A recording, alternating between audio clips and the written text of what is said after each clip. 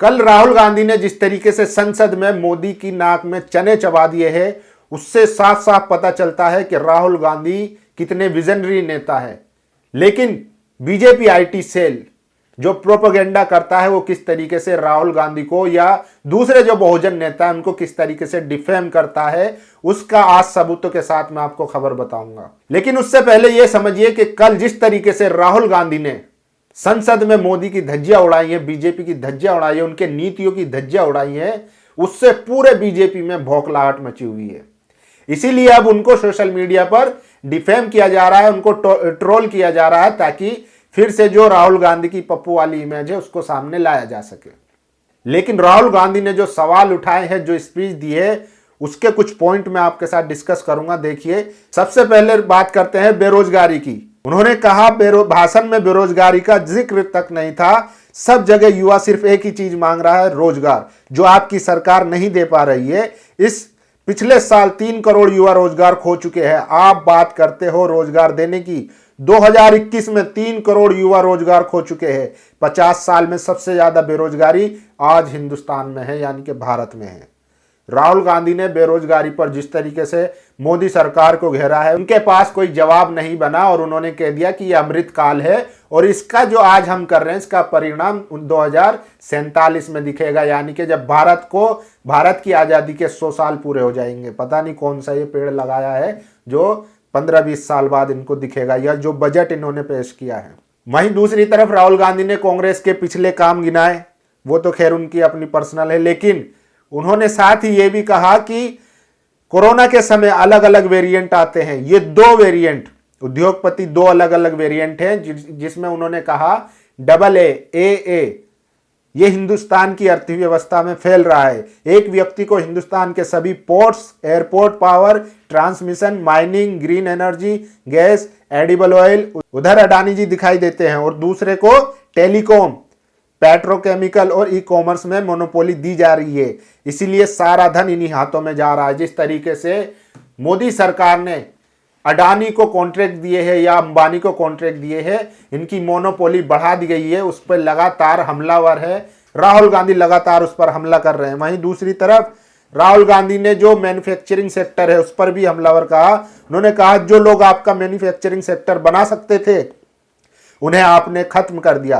आप made in India की बात करते हैं, लेकिन मेड इन इंडिया हो ही नहीं सकता।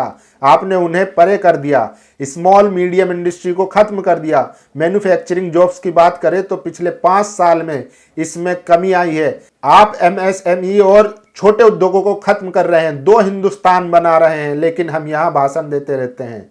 New India, make in India, startup India. इस हिंदुस्तान को दिख रहा है कि आज देश के 100 सबसे अमीर लोगों के पास भारत के 55 करोड़ लोगों से ज्यादा संपत्ति है, यानी कि जो अमीर हैं चंद लोग वो और अमीर होते जा रहे हैं, और जो गरीब है वो लगातार गरीब होता जा रहा है। और अभी एक रिपोर्ट भी आई थी जिसमें कहा गया था कि जो गरीब लोग थे वो और किस तरीके से और गरीब हो गए, यानी कि और उनका स्तर घटा है।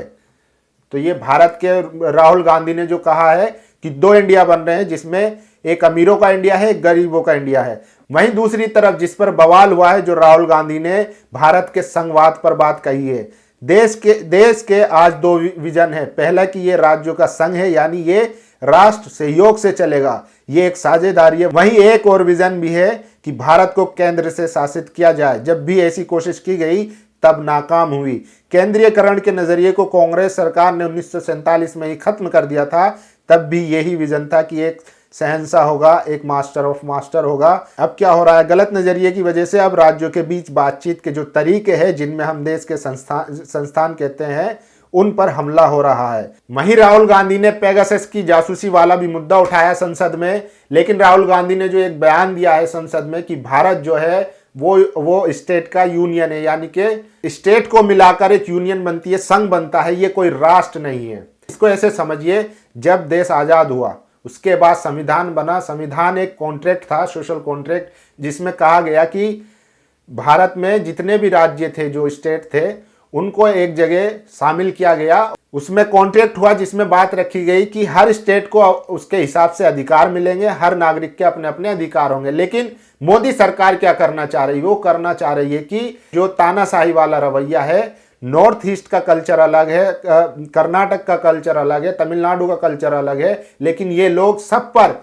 जो हिंदी बेल्ट वाला कल्चर है वो थोपना चाहते हैं, जिससे जो साउथ के स्टेट है वो नाराज है। उसी बात को राहुल गांधी ने उठाया। उन्होंने ये भी कहा कि आप अगर चाहें तमिलनाडु पे जोर जबरदस्ती से राज नहीं कर सकते, इसके लिए हमें बातचीत से हल करना होगा, बातचीत करनी पड़ेगी, चाहे केरला हो, बंगाल हो, तमिलनाडु हो, पुडुचेरी हो। उन्होंने तमाम स्टेट के नाम लिए।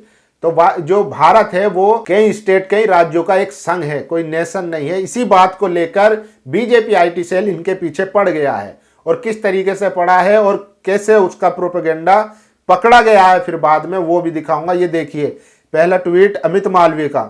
अमित मालवीय जो बीजेपी के आईटी सेल के हेड है, उन्होंने ट्वीट करा, Rahul Gandhi claim that India is not a nation but A union of state is deeply problematic and dangerous. It not just betrays his lack of understanding of our constitution but also strike at the core of idea of independent India.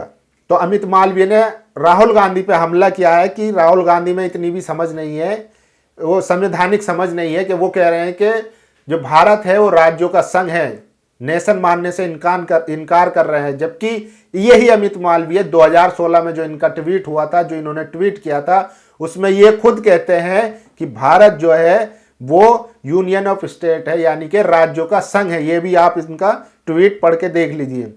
India that is Bharat shall be a union of state, so Bharat माता की जय is respective motherland पर constitution.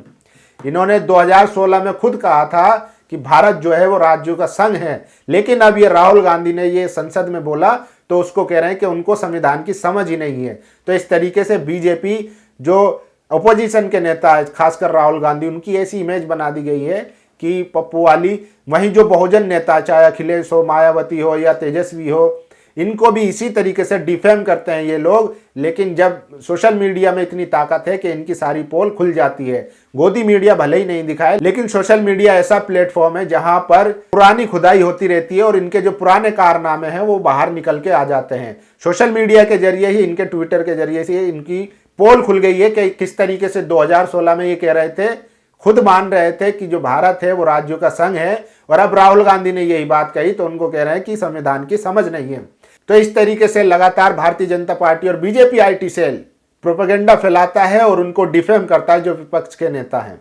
तो ये खबर हमने आपके सामने रखी कि किस तरीके से बीजेपी ने राहुल गांधी को डिफेम करने के लिए झूठ बोला और ट्वीट करके पूरा प्रोपेगेंडा फैला दिया। इन सब पर आपकी क्या राय है, आप अपनी राय जरूर दीजिए। शुक्रिया।